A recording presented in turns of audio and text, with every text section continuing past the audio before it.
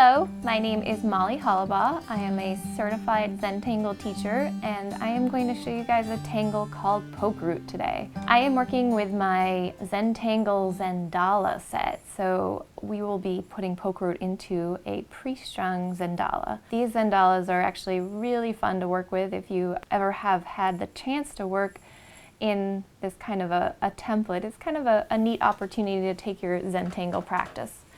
I am working with the Zentangle Zendala tool set, which has our Zendala tiles in it. It has 3 blank ones, which you can create some pretty cool stuff on, and then there's 3 pre-strung kind of templates to work from. And these are all templates that were drawn by hand, so the lines aren't quite, perfect. They have a little bit of life to them, which is nice, but they do create these beautiful templates. I also have with me a black Micron 08, a black Micron 01, a graphite pencil, and a tortillon. I'm going to start with my Micron 01, and I'm going to focus in on just one of these shapes. So I'm going to be working in this kind of slice right here. And Pokeroot is such a beautiful, beautiful tangle, one of the original ones that came out when Zentangle started.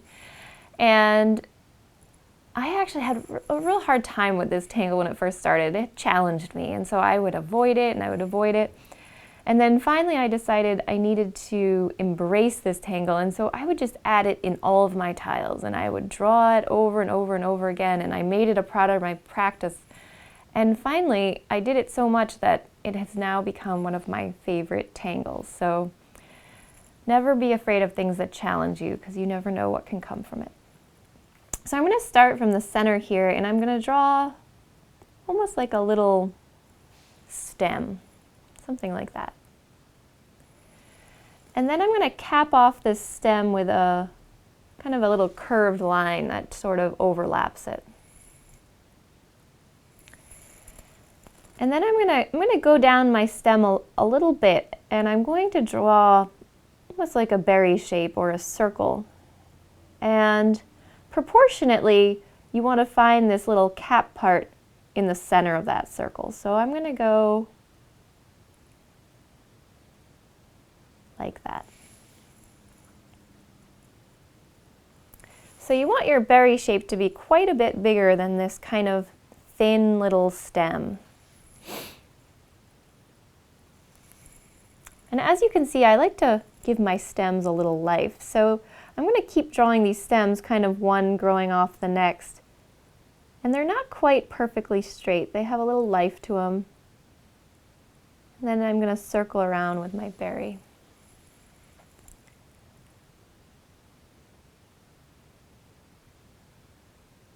And in a Hollibaugh fashion, they're going to start to kind of overlap.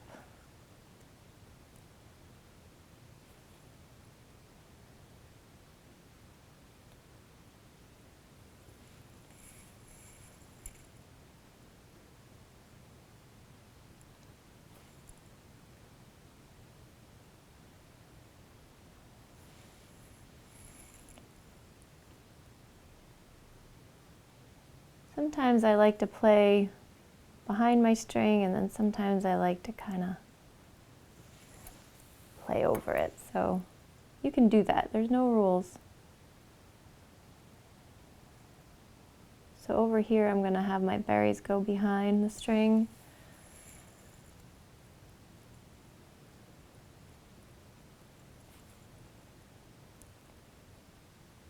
And I think up here I'm going to kind of ignore the top of this string too, and I'm going to have them kind of shoot off into the background.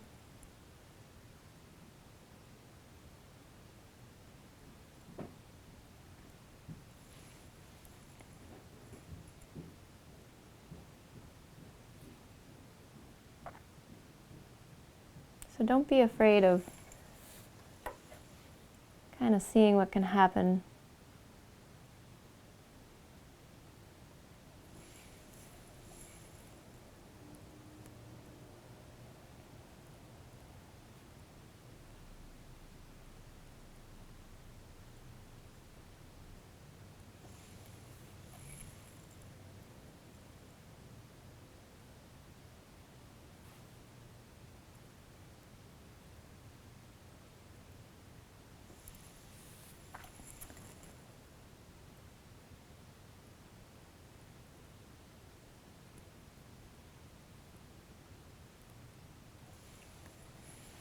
And I'm just gonna go back and fill in the little background areas.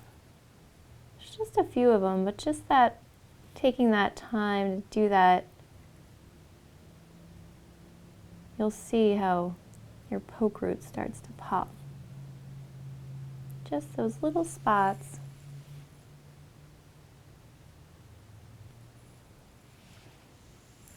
Alright, so I've got one section done here, and now I'm going to go around and I'm going to start filling the next section and follow with all the others.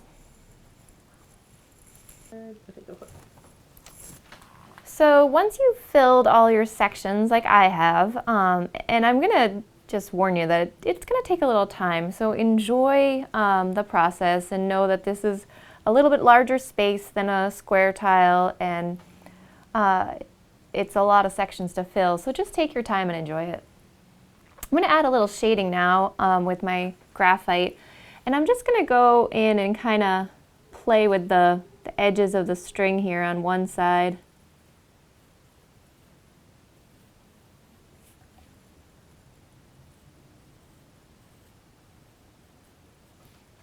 Maybe a little bit in the center here, and maybe a little bit behind some where they overlap here and there. You can kind of choose what works for you.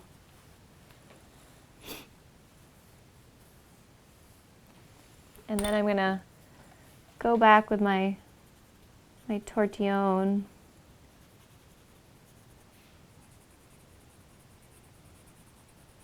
And again, just gently,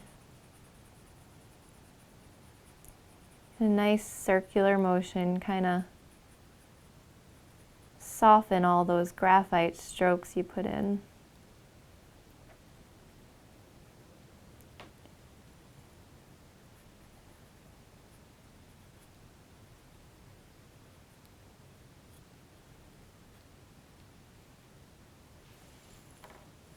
Kind of go back and forth, figure out what